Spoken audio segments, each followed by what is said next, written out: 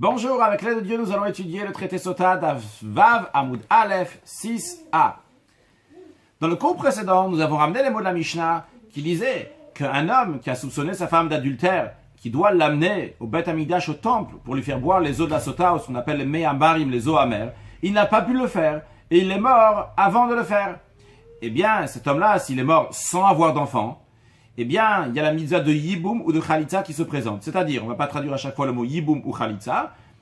C'est la Torah, elle dit que lorsque quelqu'un meurt sans avoir d'enfant, eh bien, le frère du défunt va faire le Yiboum, donc le mariage avec sa femme, ou bien, s'il veut pas, il va faire la Khalitza, ça veut dire qu'il va faire une sorte de procédure de divorce avec la femme du défunt. Mais en tous les cas, quoi qu'il arrive, cette femme est liée avec le frère du défunt. Donc, ou se marier le Yiboum, ou bien la procédure, entre guillemets, de divorce, qui est donc la Khalitza. Et la Mishnah a dit que cette femme-là, qui est soupçonnée d'adultère par le premier mari, et qui n'a pas encore fait boire sa femme, eh bien, le frère du défunt lui fera une Khalitza, et non pas le Yiboum. La Gemara a demandé pourquoi. On a vu deux versions de réponses d'après l'opinion de Rav Yosef. Aujourd'hui, nous allons voir deux réponses, encore une d'après une version de Rav Yosef, et encore une deuxième d'après Rava.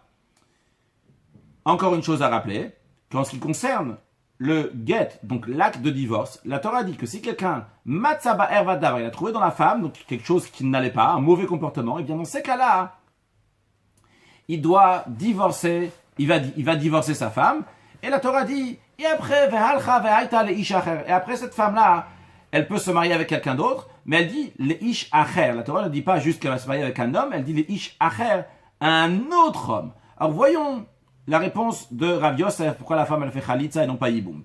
Ve'ikade amr, il y en a qui disent, Amar Rav Yosef, que la réponse de Rav Yosef, pourquoi la femme fait Khalitza et non pas Yiboum, est la suivante. Pourquoi? Hakatuv kao acher. La Torah, elle appelle cette personne-là qui se marie avec la femme qui a été divorcée, acher, quelqu'un d'autre.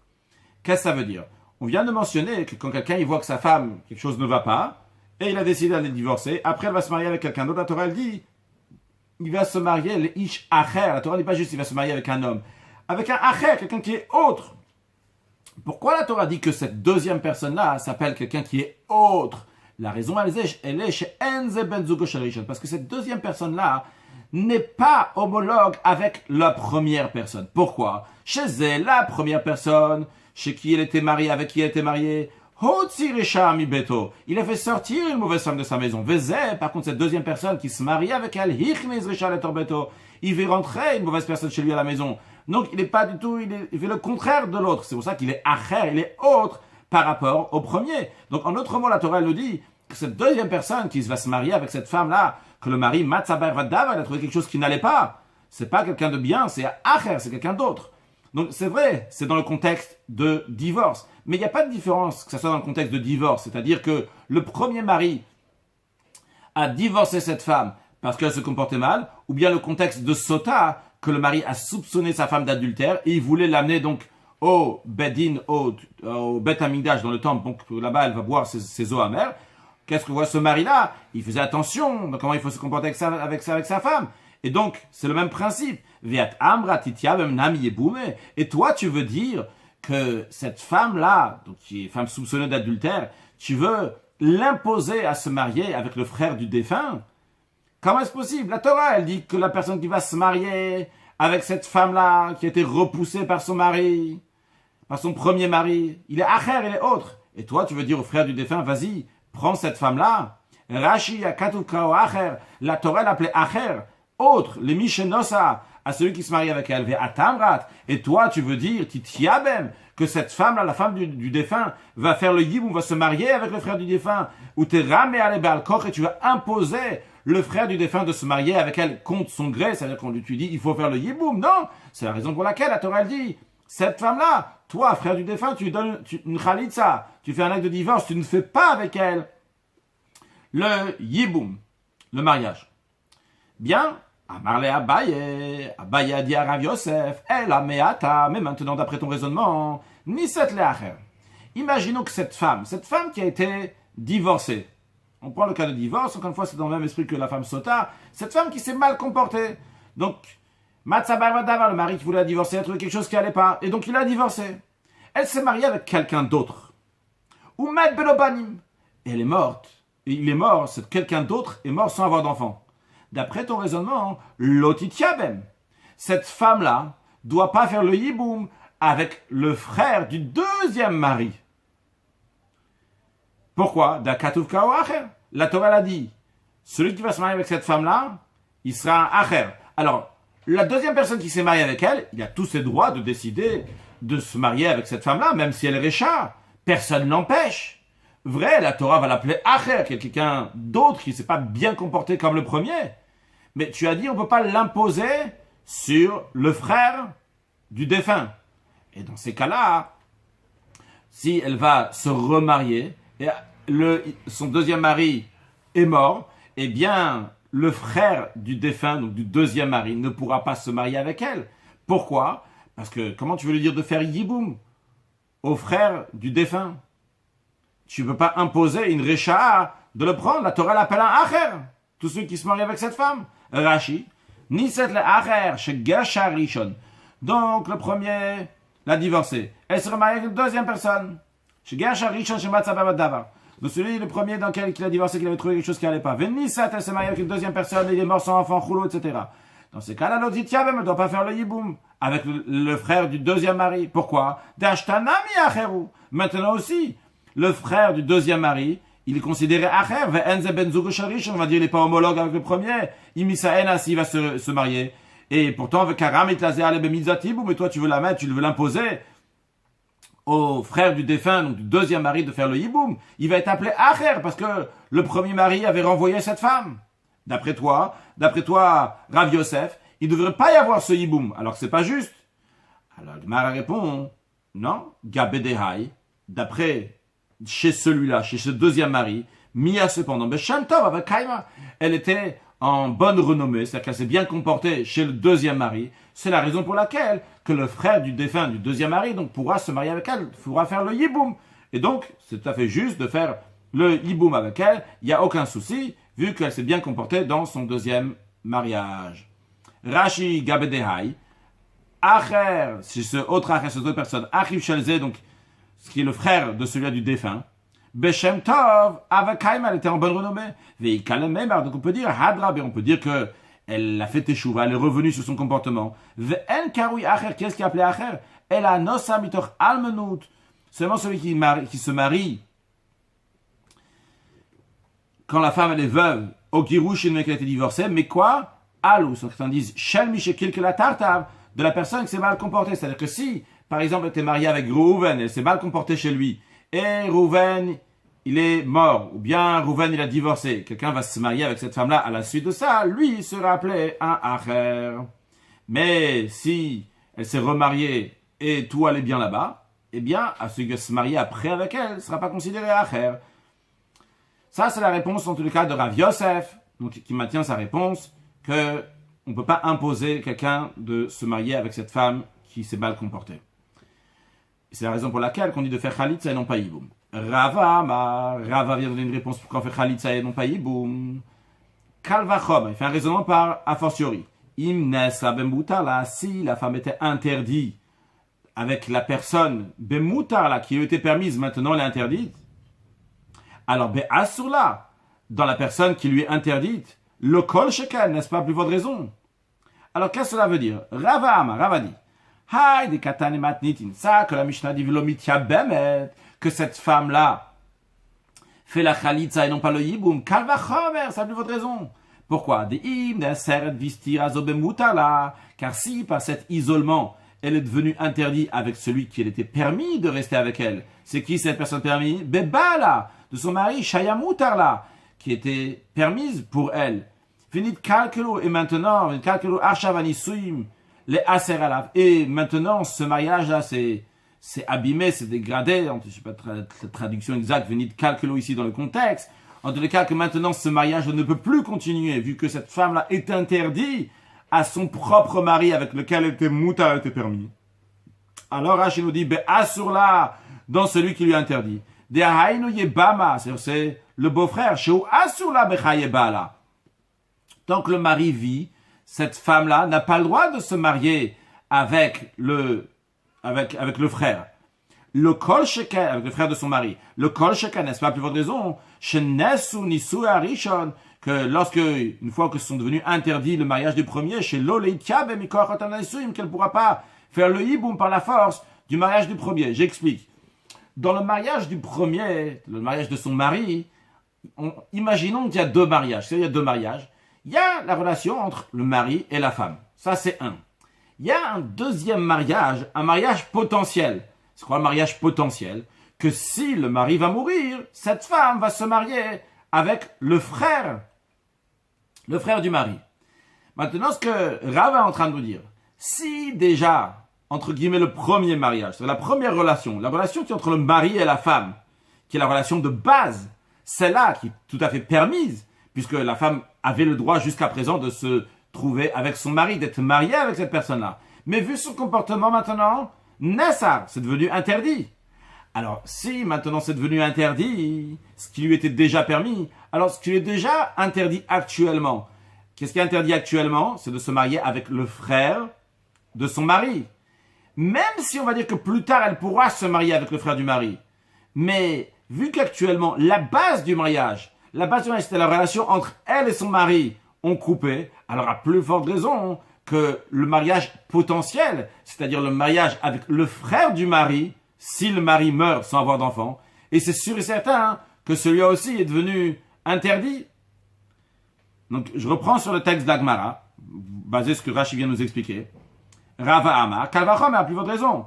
Imnes, Abemutala, s'il a été permis dans le mariage permis donc, de son mari, donc Be'asurla, dans le mariage potentiel qui lui est interdit actuellement tant que son mari vit, le kol shekan, n'est-ce pas, à plus forte raison, qu'elle sera interdite, que même si son mari va mourir, eh bien, elle n'aura pas le droit de se marier avec le frère de son mari. Bien, c'est sa réponse de Rav. Ah, Marley Abaye a questionné sur ça, il a dit, elle a me'ata, mais maintenant d'après ton raisonnement, Kohen Gadol shekidesh et almana. Imaginons un Kohen Gadol, un grand prêtre. Ah, peut-être avant de dire la suite de la Gemara, dire quatre choses. Premièrement, un Kohen Gadol, il n'a pas le droit de se marier, donc un grand prêtre, il n'a pas le droit de se marier avec une veuve ou avec une femme qui est divorcée. Deuxième chose à savoir, qu'un Kohen ordinaire a le droit de se marier avec une veuve, mais il n'a pas le droit de se marier avec une divorcée.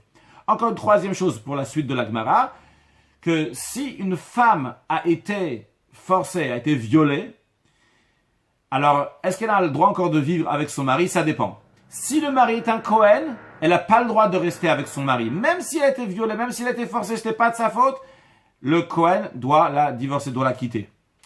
Quatrième chose à savoir, que si le mari c'est un Israël et sa femme s'est fait violer, a été forcée, eh bien, il a quand même le droit de rester vivre avec elle. Donc ça, c'est les quatre choses qu'il faut savoir. Maintenant, voyons la question de Abaye à Rava. Amarle Abaye lui a dit, la me'ata. Alors maintenant, d'après ton raisonnement, qu'on interdit le Yabam, le beau-frère, de se marier avec cette femme-là par un Kalvachomer, on a déjà interdit à son mari, donc à plus forte raison, au frère du défunt. D'après cela, d'après ton raisonnement, Kohen Gadol shekidesh et almana. Imaginons un Kohen Gadol qui s'est fiancé avec une veuve. Donc il n'a pas eu de rapport avec elle, mais il s'est fiancé, qui est déjà considéré dans un certain sens un mariage en ce qui nous concerne, ou met. Et il est mort après c'est Kiddushin, après ce fiançailles. Veillez, donc qu'est-ce qu'il faut faire maintenant? Il faut que le frère du Kohen Gadol va se marier avec elle. Réfléchissons un peu maintenant, avant de continuer sur le texte. Le Kohen Gadol, il n'a pas le droit de se marier avec une veuve, mais un Kohen ordinaire, il a le droit de se marier avec une veuve. Donc le Kohen Gadol, lui, il a fiancé une veuve. Il n'avait pas le droit de se marier avec elle. Mais, a posteriori, les Kiddushin donc, sont, oui, accomplis. Ce mariage donc, est considéré un mariage. Maintenant, cette femme se retrouve devant le frère du Kohen Gadol. Le frère du Kohen Gadol, c'est un Kohen Hediot, un Kohen qui est ordinaire. Lui, il a oui le droit de se marier avec une veuve. Alors, Abaye dit à Rav, d'après ton raisonnement, un Kohen Gadol qui s'est marié avec une veuve, et il est mort, sans enfant. Veyesh lo ar Kohen Hediot. Il a un frère qui est un Kohen ordinaire. D'après ce que tu dis, l'Otitia, même, elle n'aura pas le droit de se marier. C'est-à-dire le Kohen Gadol, le Kohen Hediot, le Kohen ordinaire, n'aura pas le droit de se marier avec la femme du Kohen Gadol. Pourquoi? Parce que si elle est devenue interdite à celui qui lui était permis, le Kohen Gadol, Be'asura, dans celui qui lui a interdit, donc le Kohen Hediot, le frère du Kohen Gadol, le Kol Shekan, n'est-ce pas, à plus forte raison. Alors je sais que vous avez peut-être des questions, voyons Rashi. Be'asura, non, de chez Rashi, chez qui de chez Talmana, donc un Kohen Gadol qui s'est fiancé avec une femme veuve, chez Asura, qu'elle lui a interdit, Lotitiabem, ne devrait pas faire le hiboum, Mikoar Kalvachomerze, par la force, dans le raisonnement de ton Kalvachom, ton raisonnement a fortiori, de dire Imnes, si elle lui a été interdit pour celui qui était permis, donc le Kohen Gadol, la plus forte raison, pour le Kohen Idiot, pour le frère de ce Kohen Gadol. Rashi nous dit tout de suite, Vilikeman, plus loin, dans quelques lignes, mais Faresh, on va expliquer, Maïnesra, que ça veut dire qu'elle est devenue interdite, ou Maïmoutarla, que ça veut dire qu'elle était permis, alors Asoré Mitrilato, il est interdit depuis la base, c'est sûrement la question que vous avez. Qu'est-ce que ça veut dire? Il dit, Imnesra Bemoutarla, si cette femme-là, donc Almana, la veuve, elle est devenue, elle est devenue interdite au Kohen Gadol. Elle n'est pas devenue interdite, elle était interdite depuis la base. On va voir ça dans quelques instants. Voyons tout de suite dans la Gemara. La Gemara demande, Nesra, c'est quoi cette question de Abaye, à Rava? Nesra, il lui a dit, si cette femme, elle est devenue interdite. Ah, si Rabbe Kaima, cette femme, cette veuve, elle est déjà interdite au Kohen Gadol. De même, ce qu'il a dit, Nesra Bemoutarla, qu'elle est devenue interdite à celui qui est permis. Moutarla, le Kohen Gadol, le grand prêtre, lui était permis à cette veuve. Asurla où elle était interdite. C'est la raison pour laquelle la Gemara dit, elle a seulement, s'il faut comment demander la question sur Rava. Une autre question. La formule de la question doit être différente. Elle a seulement, comme ça, il faut demander la question. Eshet Kohen Shenensa, une femme de Kohen qui a été forcée. Ou met, donc, n'oublions pas ce qu'on a dit tout à l'heure, que la femme d'un Kohen qui a été forcée, eh bien, le Kohen doit la divorcer. Mais avant qu'il la divorce, ou met, il est mort, sans enfant. Veyesh lohach Chalal. Il a un frère qui est Chalal. Chalal, c'est-à-dire un frère Kohen, mais qui est né d'une relation interdite pour un Kohen, et donc il n'est pas du tout Kohen. Il est comme un Israël. So, prenons un exemple. C'est quelqu'un qui s'appelle Reuven, le Kohen, et son père il s'appelle Yaakov. Yaakov, il s'est marié donc avec une femme qu'il avait le droit, donc il a eu Reuven à Kohen, et après avec une femme qu'il n'avait pas le droit de se marier avec elle, par exemple une femme divorcée, il s'est marié avec elle, et il a eu un enfant. Cet enfant, donc, on l'appelait Shimon à Kohen, qui est le frère de Reuven.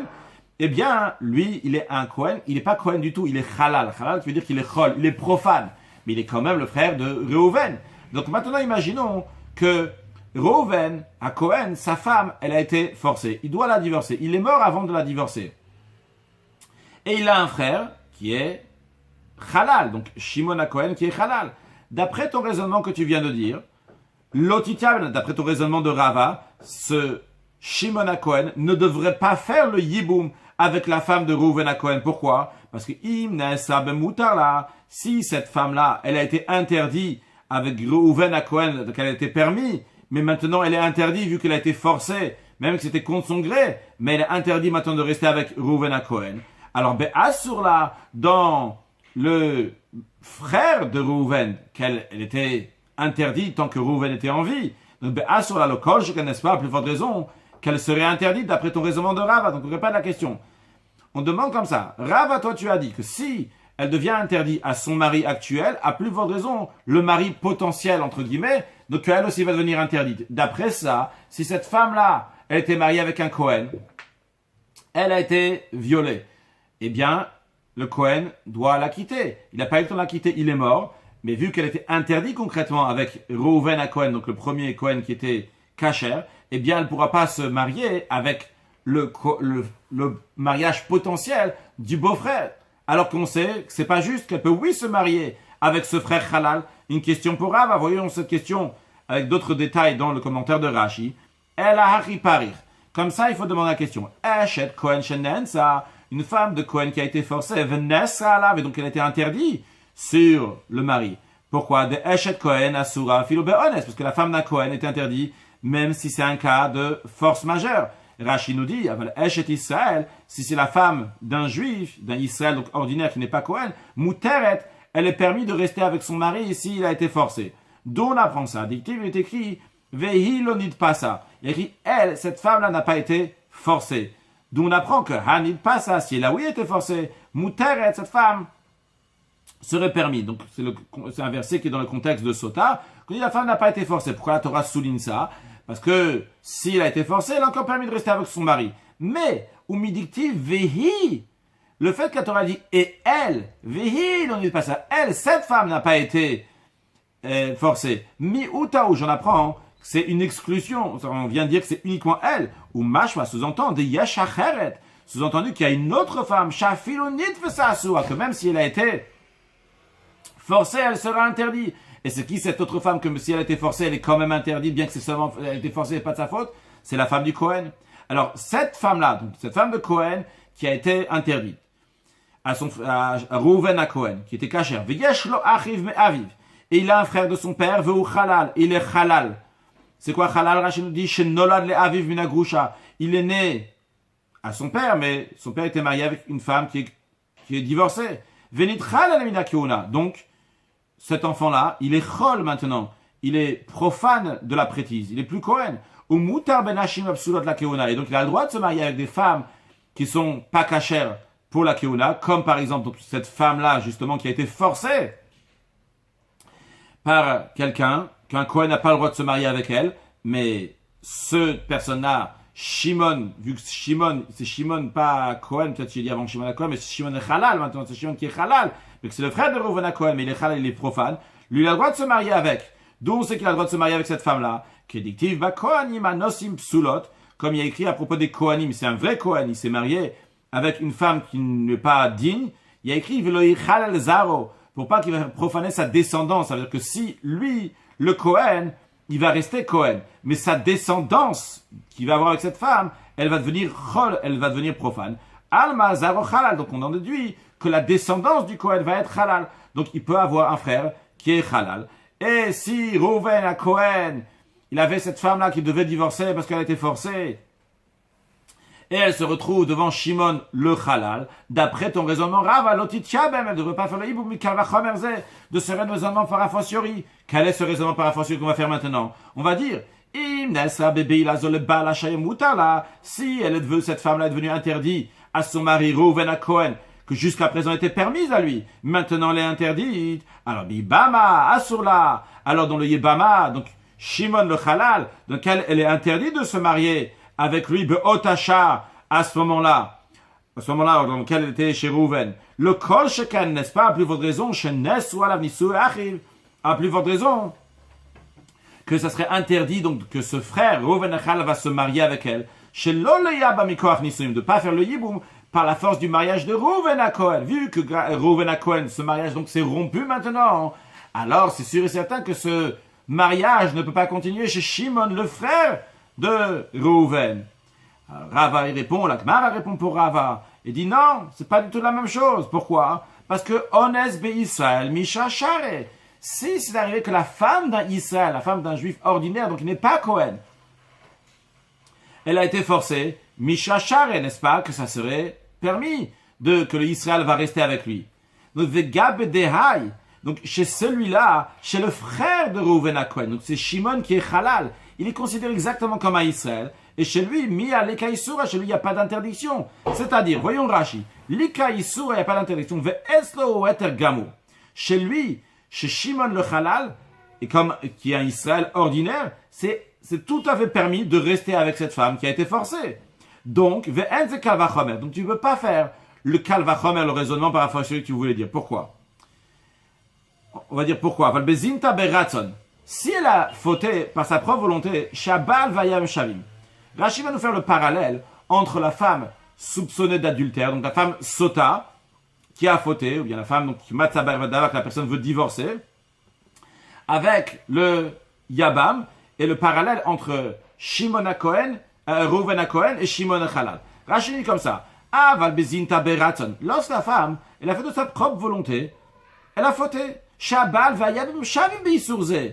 Le mari et le frère du mari, les deux sont égaux dans cette interdiction, il maïta tartav. Si elle se souhaite qu'elle sera mariée avec Lévi ou Yehuda.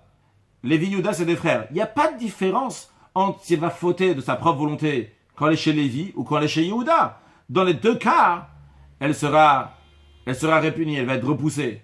Alors, vu que c'est exactement la même chose entre Lévi et Yehuda, dans ces cas-là, tu peux faire un calvachomer, tu peux faire un raisonnement par et tu dis que si déjà elle est interdite chez le premier mari, chez le mari potentiel qui vient du premier mari, puisque l'interdiction qu'il y a chez le premier mari, elle existe aussi chez le deuxième mari, si elle avait fait ça sur le deuxième mari, ça aurait été exactement la même chose. C'est la raison pour laquelle, avec calvachomer, c'est un calvachomer. Pourquoi? Parce que c'est par le premier mariage, elle a besoin du yiboum. Si pour le mari, c'est devenu un problème, c'est pas bon. Kalvachomer le yab, à plus forte raison, pour le frère du défunt. Mais ici, dans notre cas, entre Reuven à Cohen et Shimon et Chalal, c'est pas la même chose.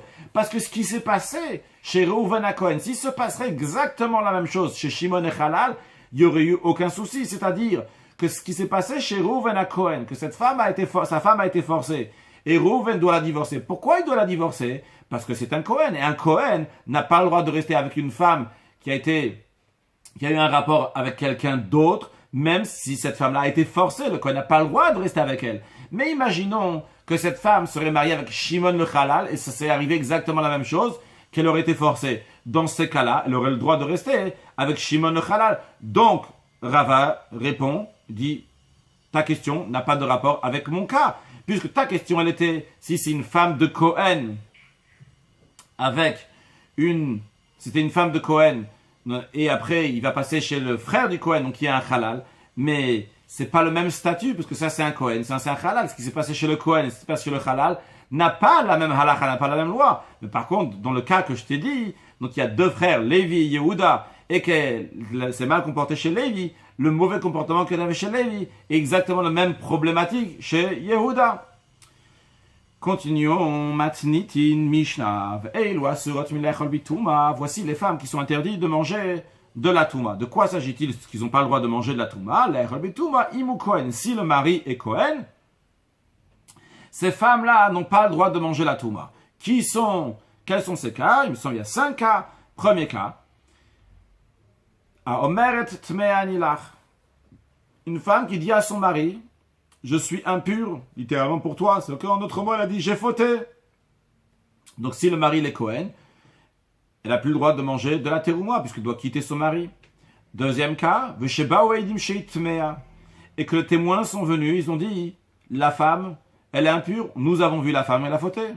Troisième cas, dans ce cas-là, la femme n'a pas le droit de manger de la terouma, donc elle doit quitter son mari. Troisième cas, la femme qui dit, je ne veux pas boire les eaux de sota, en disant je ne veux pas boire les eaux de sota, eh bien, on dit, bien dans ces cas-là, tu dois quitter ton mari, tu as plus le droit, si ton mari est Cohen, tu as plus le droit de manger la touma.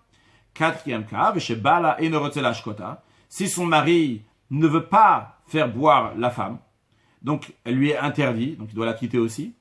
Et cinquième cas, si son mari a eu un rapport avec elle dans le chemin. Quand on dit sur le chemin, c'est pas dans le sens sur le chemin entre la maison et aller au Beth Amikdash seulement, mais c'est depuis le moment que on sait que cette femme-là s'est isolée, elle n'a pas encore bu les eaux de Sota, eh bien, si le mari il a eu un rapport entre le moment d'isolement jusqu'à qu'elle a bu, eh bien, dans ces cas-là, cette femme-là n'a plus le droit de manger de la terouma. Qu'est-ce que cela veut dire? Voyons Rashi, chez Bala Balabader, des chouv enamaim botkimota, que dorénavant, les eaux vont plus l'examiner. Si le mari a un rapport avec la femme sur le chemin, eh bien, l'eau va plus faire d'effet. Kedil Kaman, qu'on va apprendre plus tard dans la Gemara, bien plus tard.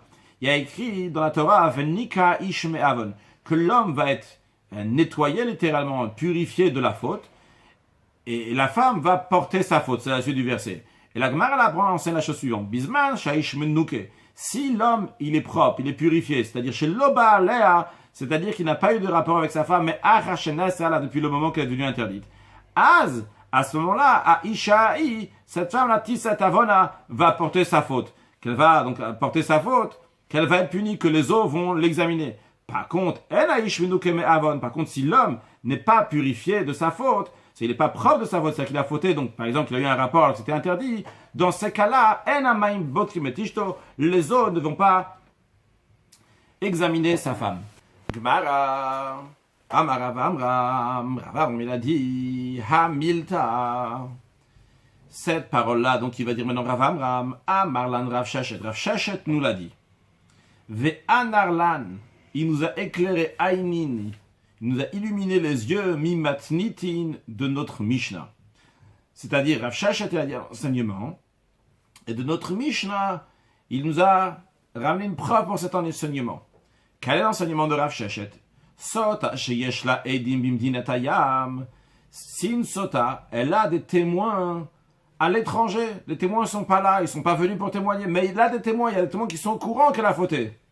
Eh bien, en amaim botkinota. Les eaux ne vont pas la vérifier, ne vont pas l'examiner. Rashi. Ve'anarlan ainin. Hevi lanoreaya. Qu'est-ce que ça veut dire qu'il nous a illuminé? Rav Sheshet. Il nous a illuminé l'idvarav. De ses paroles, il les a illuminés. Il a une preuve, mimatnitin, de notre Mishnah. Quel est l'enseignement de Rav Sheshet? Que sota sheyesh la eidim bimdinatayam. Une sota qui a des témoins à l'étranger chez Ra ou chez Nitme Amizé, qu'ils ont vu que cette femme est devenue impure, elle a fauté avec cette personne-là que le mari lui a dit de ne pas s'isoler. Eh bien, les eaux, même si le mari va lui faire boire les eaux de sota, eh bien, elle ne va pas être examinée. Maïtama. Quelle est la raison? Amaka. Car le verset il dit Venistera veinitmea. D'où il apprend ça Rav Sheshet? Parce que le verset il dit la femme s'est isolée, elle est devenue impure, ve'edenba, et il n'y a pas de témoin à ce moment-là. Eh bien, les eaux de sota vont faire leur effet d'examiner cette femme. Par contre, si ed yeshba, pas ve'edenba, pas qu'il n'y a pas de témoin, il y a oui des témoins. S'il y a des témoins à ce moment-là, les eaux ne vont pas faire leur effet. Rashi, ve'edenba. Avant de faire Rashi, rappelons qu'on a vu il y a quelques cours de cela qu'on apprend du verset Ve'ed en ba qu'il n'y a pas de témoin. On a appris que ça veut dire qu'il n'y a pas de témoignage. Donc, c'est-à-dire il n'y a pas besoin qu'il y a deux personnes, un témoignage ordinaire. Ici, ça suffit même s'il y a un seul témoin. On avait appris que même s'il y a un seul témoin qui a vu que la femme a fauté, eh bien, qu'on fait confiance à ce témoin-là. Alors, Rashi nous dit bien qu'on a interprété avant, on a appris de ce verset-là, que un témoin dans la sota, on fait confiance, bien qu'en général il faut toujours deux témoins. Et on a appris, le sota vadaït, on a appris que s'il y a un témoin, ça la rend une sota évidente. Quand on dit une sota évidente, c'est-à-dire qu'on est sûr et certain que cette femme a fauté. Et donc, chez le tishtéod, et donc elle n'a plus besoin de boire. Parce que tout l'examen avec les eaux de sota, c'est uniquement pour examiner si la femme a fauté ou pas. Mais s'il y a un témoin, on fait confiance à 100%. Donc le Rashi nous dit en autre mot, ce verset, Ve'edenba, il est déjà réservé pour un enseignement. Rashi dit quand même, En mikra yotse midei pshuto. Le verset ne sort pas de son sens simple. On apprend ça dans le sens simple. Ve'darshinan len namiyachi. Donc il y a aussi l'interprétation que la Gemara donne ici, que quoi? Ve'edenba, que tout simplement quand tu traduis les mots, qu'il n'y a pas de témoignage. Ou des Amar, c'est à ce moment-là que on nous dit que s'il n'y a pas de témoin, l'homme amènera sa femme chez le Kohen, au Beth Amidash, il va faire boire les eaux de sota, etc. La paracha et toute la suite donc de la procédure. Ah, yesh ba'ed, mais s'il y a un témoin, les eaux ne vont pas examiner la femme. Donc Rav Sheshet nous a dit un enseignement et il nous a ramené la preuve d'un verset. Et en plus du verset, encore une chose, la Gemara nous dit, qui nous a illuminé nos yeux de notre Mishnah. Rashi, pourquoi il y a besoin de rajouter en plus du verset aussi la Mishnah? Rashi nous explique ça. Il nous dit, pourquoi il a besoin de nous illuminer les yeux de la Mishnah? Mishum dikra, parce que le verset, l'avre ayahu kolkach, il n'est pas tellement une preuve. Pourquoi c'est pas tellement une preuve? Parce qu'on a déjà fait la dracha, on a déjà interprété ce verset Ve'edenba.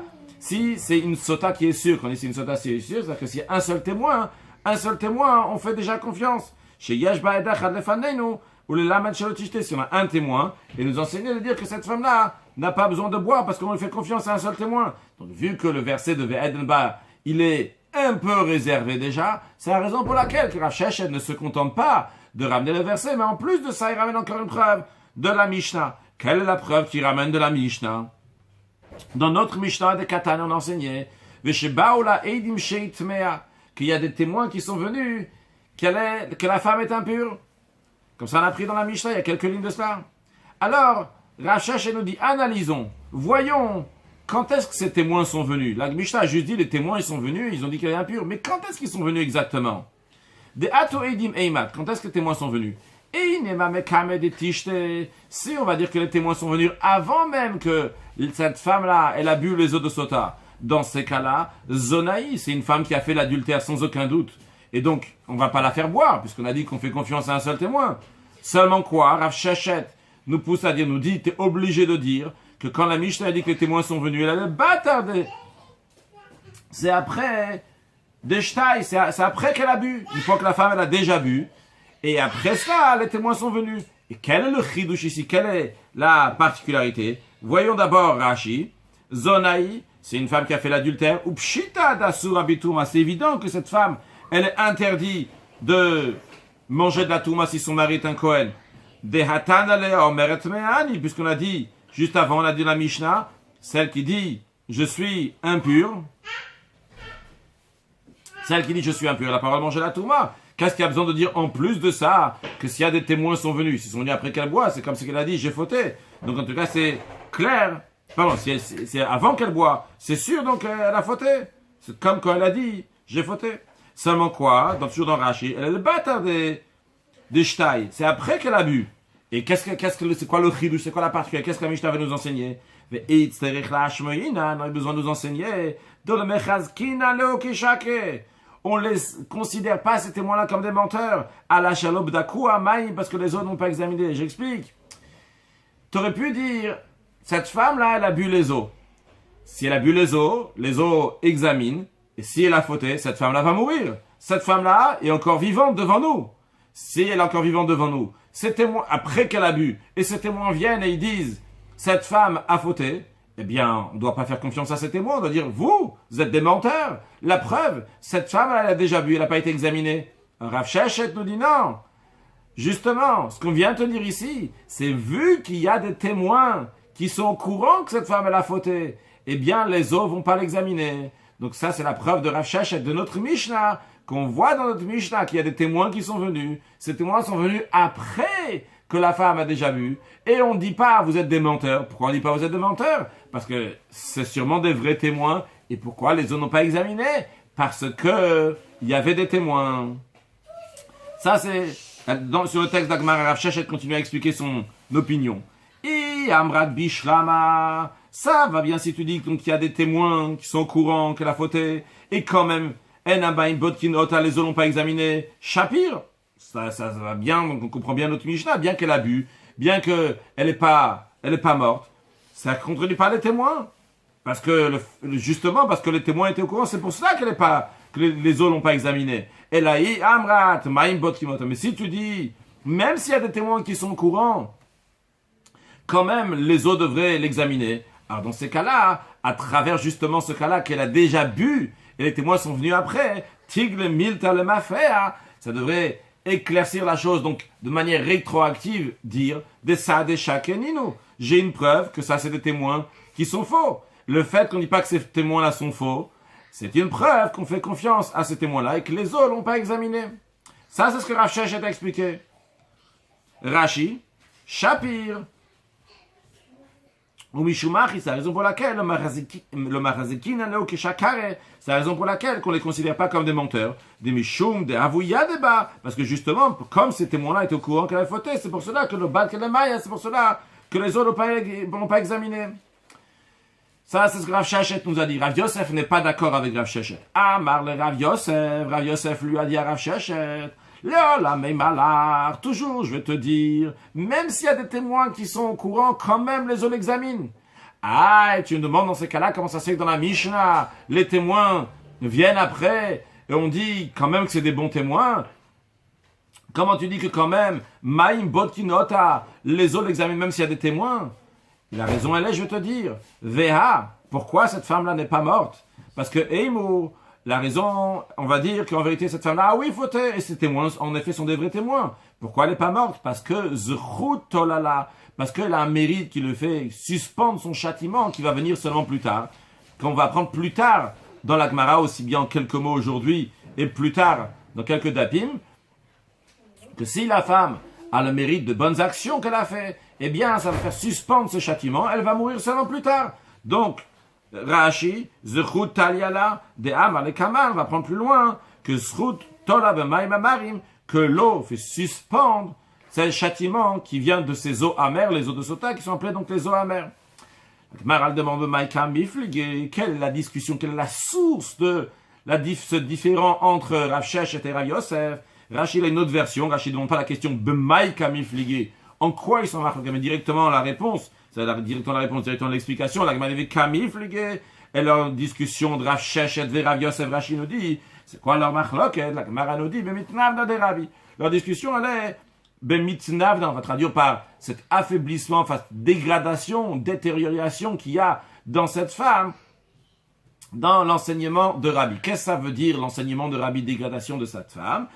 On a enseigné dans une Mishnah, qu'on apprendra plus tard, Rabbi Omer, Rabbi dit, Zechut-Tola, que des fois, si cette femme-là, elle a le mérite, donc de mitzvah, de bonnes actions qu'elle a fait, eh bien, ça fait suspendre la punition.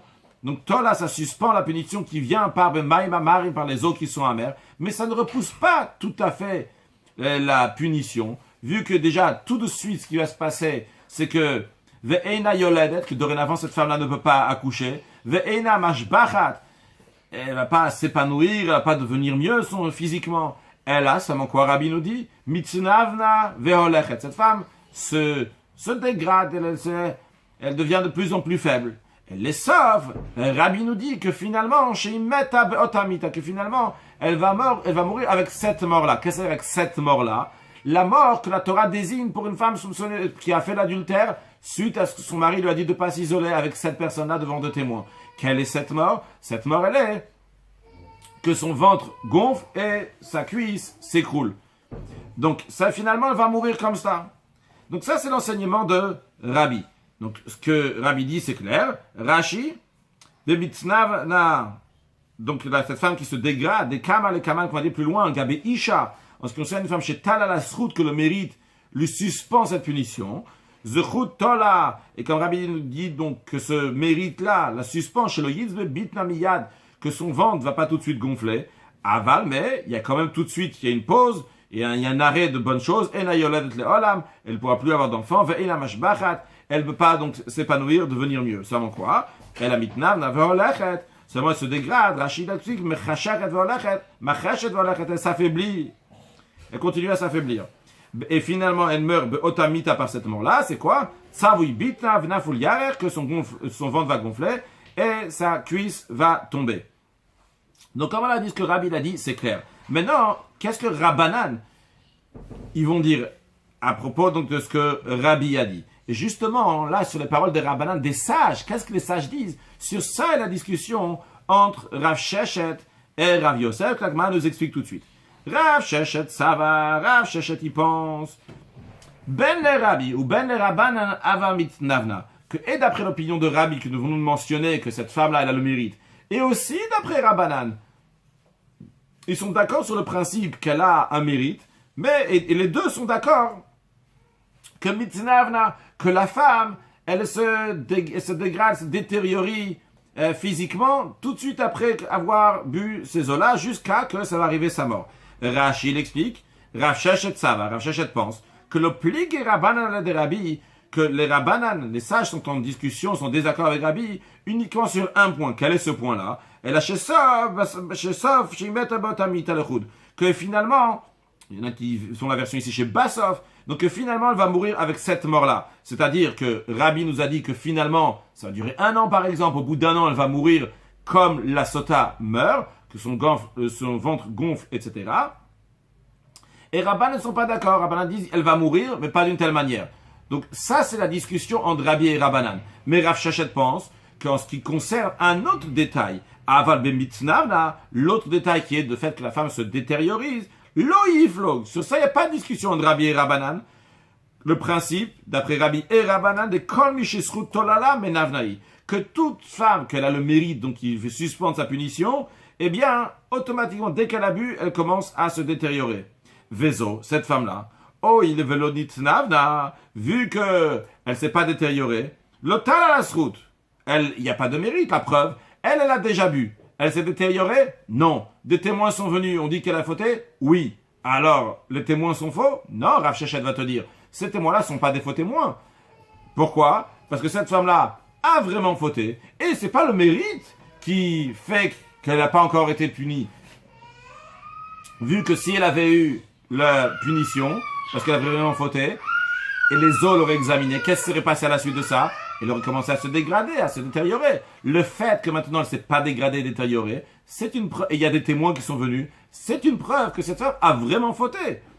Elle a chénoré les badekal, mishumeidim. Et pourquoi cette femme-là ne peut pas être examinée? Parce qu'il y a des témoins. Donc Rav Sheshet a dit, vu que tout le monde pense que si elle était examinée, elle devrait se dégrader, pourquoi maintenant elle ne se dégrade pas? La raison elle est, parce qu'il y avait des témoins. Ça c'est l'opinion de Rav Sheshet. Comment il pense? Que Rabbanan pense. C'est-à-dire que lui il dit, Rav Sheshet de dire, d'après toutes les opinions, elle aurait dû se dégrader. Elle ne s'est pas dégradée, preuve qu'il y avait des témoins, donc ces témoins sont vrais. Rav Yosef, ça va, Gma continue de nous expliquer. Par contre, Rav Yosef, il pense, les Rabbi Avamitnavna, d'après Rabbi, uniquement cette femme se détériorise. Les Rabbanan, par contre, d'après les sages, Lo Avamitnavna, cette femme ne se détériorise pas. C'est-à-dire que cette femme, elle a, en effet, va mourir. Et comme Rachid nous l'a expliqué, elle va mourir, quelle que soit la mort qu'elle va mourir, à cause de ça, suite à ça, mais elle se détériorise pas d'après Rabbanan, d'après les sages.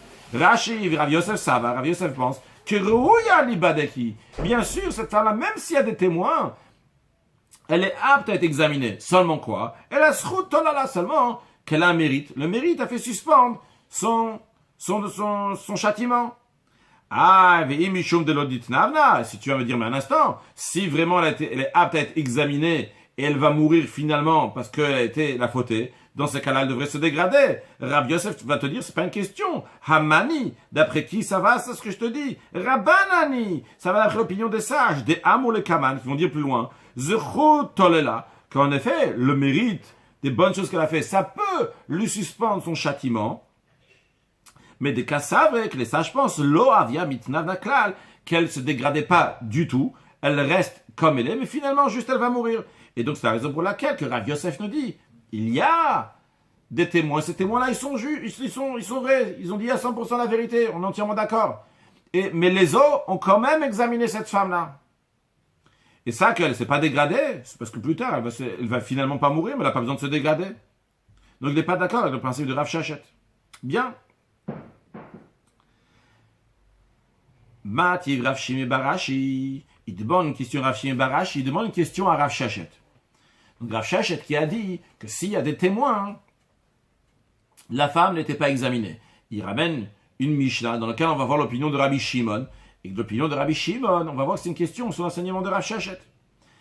Rabbi Shimon, non, mais Rabbi Shimon, il dit, Rabbi Shimon n'est pas d'accord avec l'enseignement de Rabbi que nous venons de voir, qu'il y a le mérite qui peut faire suspendre le châtiment de la femme. Rabbi Shimon dit, il n'y a pas de mérite qui peut suspendre, qui peut repousser ces eaux amères. Et qu'en plus que ça, Rabbi Shimon explique, et si tu vas oui dire que que le mérite fait suspendre ces eaux amères, eh bien dans ces cas-là, matre ata, tu repousses, tu affaiblis, et amaim, ces eaux, devant toutes les femmes qui vont boire. Qu'est-ce que ça veut dire? Rashi, matre ata. Il y a d'autres versions, madeata. Donc tu affaiblis la force de l'eau devant les femmes qui vont boire. Chez mehem, qui vont pas avoir peur. Les hodot shitmea. Quand ça arrive, on lui dit, est-ce que tu veux avouer que tu es impur ou pas? Ils vont pas les hodot shitmea, ils vont pas avouer qu'elle est impure. La femme va dire non, je suis pas impure. Pourquoi elle va pas avoir peur? Parce qu'elle va dire, j'ai des mérites. Vu que j'ai des mérites, je vais dire que je suis pas impur. Je vais boire ces eaux-là. Et de toute façon, il n'y a rien qui va m'arriver, en tous les cas pas tout de suite. Quel est le problème? Le problème, il est pas juste qu'elle va mentir, mais le problème, il est en plus. On apprendra plus tard que dans ces eaux amères, dans ces eaux de sota, on prend un parchemin sur lequel il y a écrit le nom de Dieu, on l'efface, et cette femme va le boire. Donc tu es en train d'effacer le nom de Dieu pour rien. Cette femme-là, elle a fauté, elle sait qu'elle a fauté. Et pourquoi elle dit qu'elle n'a pas fauté? Parce qu'elle dit, de toute façon, je ne vais pas mourir tout de suite. Et à cause de ça, on va effacer le nom de Dieu. C'est grave, Rabbi Shimon dit. En plus, encore une deuxième chose, Rabbi Shimon nous dit, Ve'atamotzi shemra à la théorie. En plus, tu fais une sortie de mauvaise renommée sur les femmes qui sont pures. Chez Chatou. Imaginez une femme qui est pure, qui n'a pas fauté, et elle boit ses eaux de sota, et elle n'est pas morte. Eh bien, tu fais une mauvaise renommée, pourquoi? Vehem omrim. Eux, ils vont dire, les autres vont dire, Tmeotayou, ces femmes-là, ils étaient impurs. Ah, pourquoi ils sont pas mortes lorsque ils ont bu ces eaux? La shetal alaim srout, parce qu'ils avaient un mérite, mais en vérité, ils ont fauté. Donc ça, c'est l'enseignement texto de Rabbi Shimon. Ce qu'il a dit Rabbi Shimon. Maintenant, Rav Shimon Barashi, il ramène cet enseignement de Rabbi Shimon pour demander une question sur Rav Sheshet. Il dit comme ça. Ve'im ita. Si on tient, s'il y a ce que tu dis, Rashi, ve'im ita.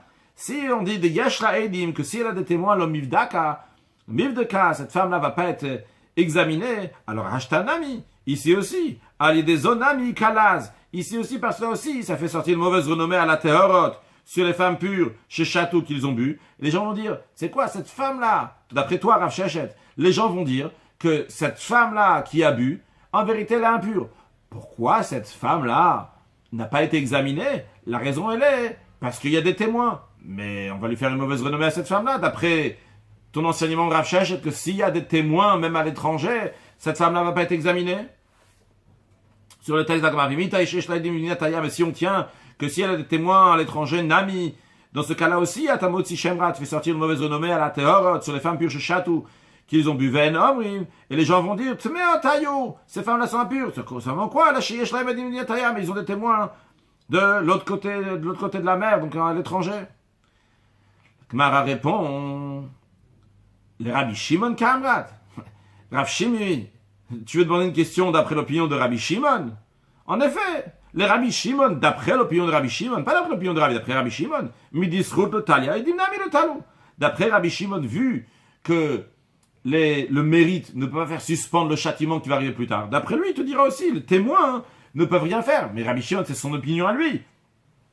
Ça ne change pas que Rav Sheshet, sur qui s'appuyer, mais pas d'après l'opinion de Rabbi Shimon. Mais sur le principe, Rav Sheshet restera que s'il a des témoins, même qui sont à l'étranger, eh bien, cette femme ne sera pas examinée. Rashi, midisrut otalia. D'après Rabbi Shimon, vu que le mérite ne fait pas suspendre Mishum Haïtama, pour cette région de Chayesh ou le Laz à la Tehorot, puisqu'il craint sur la mauvaise renommée qu'on va faire sur les femmes pures. Dans ce cas, d'après Rabbi Shimon, les témoins aussi, ils ne vont pas faire suspendre ce châtiment. Concluons avec une halakha, dans l'esprit de ce qu'on a appris aujourd'hui, dans le Even Ezer Siman Vav Halacha Yud, le Shulchan Aruch nous dit Eshet Kohen Shenivala, une femme de Kohen qui a eu un rapport, même si c'était en cas de force, c'était un forcé, eh bien, elle est interdite au Kohen. Si Yud Alev, Eshet Israël, c'est une femme d'Israël qui a été forcée, même qu'elle est permis à son mari, mais elle sera interdite de se marier à un Kohen toute sa vie. Un sujet de Chassidut, dans l'esprit de Chassidut, dans l'esprit de ce qu'on a appris aujourd'hui, dans un détail de ce qu'on a appris aujourd'hui, que la femme, donc, elle a un mérite, on apprendra plus tard que parmi les mérites, donc, c'est aussi qu'elle aide son mari, ses enfants à étudier la Torah. Donc, dans une lettre du rabbi de Tet Vavel au Tafshin Chafal, Brooklyn, New York, Bracha ve Shalom, le rabbi écrit une lettre aux femmes, c'est pour ça qu'il n'y a pas écrit Shalom ou Bracha, il écrit Bracha ve Shalom. Et, entre autres, dans la lettre, le rabbi il parle donc d'étudier, particulièrement beaucoup étudier, etc. Que les femmes et filles Chabad, doivent renforcer leurs femmes, leurs frères et leurs enfants, étudier la Torah. Que ça, c'est quelque chose de très important, etc. Et dans la suite, le rabbi dit, c'est lié particulièrement aux femmes. Premièrement, le rabbi dit, souvent ça arrive que la raison pour laquelle n'étudie pas la Torah comme il faut, c'est parce qu'il y a beaucoup d'occupations du mari dans le sujet de Parnassa pour gagner sa vie, et comment se soucier des sujets de la maison, de la famille, avec toutes les choses importantes. Et souvent, des choses qu'on a l'impression, on se convainc que, en vérité, c'est très important. C'est la raison pour laquelle c'est très important que la femme, la Keret Habayit, qu'elle dirige la maison, elle va exiger du mari d'étudier la Torah chaque jour la Torah, et d'étudier encore plus la Torah. Même quand c'est lié avec des sujets matériels, c'est des barrières sur les choses matérielles. Le rabbi dit que c'est sûr, en étudiant comme ça enlève beaucoup de chance, de mazal, de glick pour toute la famille. Un deuxième point, le rabbi dit aussi, même quand on étudie déjà quand on lui parle plusieurs fois qu'il faut étudier la Torah comme il faut, le fait même, donc, tous les jours, le mari et la femme donc, en parlent, eh bien, c'est un dermon, donc ça rappelle constamment le sujet.